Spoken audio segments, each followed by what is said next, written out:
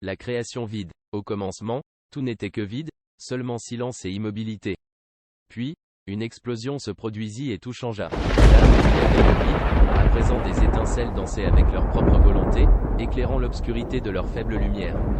La création commençait, poussière, nuages et astres se formaient dans un tourbillon d'énergie. Les réalités, les univers, les mondes et la vie en eux jaillissaient du néant, comme une toile vierge qui se remplissait de couleurs. La danse de la vie a commencé. Là où avant il y avait 0, est né le 1, puis le 2, et ainsi de suite à l'infini, sans fin. Combien de temps s'est écoulé? Personne ne le sait car le temps n'avait pas encore été défini.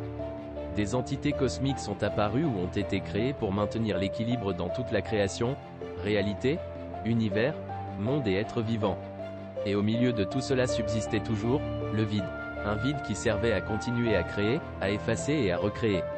Ce vide était le néant, mais il n'existait pas en tant que tel car c'était simplement une toile vierge, sans conscience ni volonté. Combien de temps est-il resté dans cet état? Jusqu'à ce que quelque chose, ou quelqu'un, lui insuffle une étincelle et lui accorde une conscience. Le néant a été créé. Au fur et à mesure que le flux de l'existence coulait, il a réalisé qu'à travers lui se créaient et se détruisaient les choses. La conscience lui a donné des sentiments, quelque chose que toute créature de la création possède.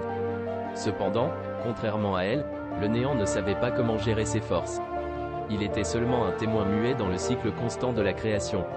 À mesure qu'il observait la création fleurir autour de lui, grandissait en lui un désir ardent d'arrêter le cycle constant de naissance et de destruction.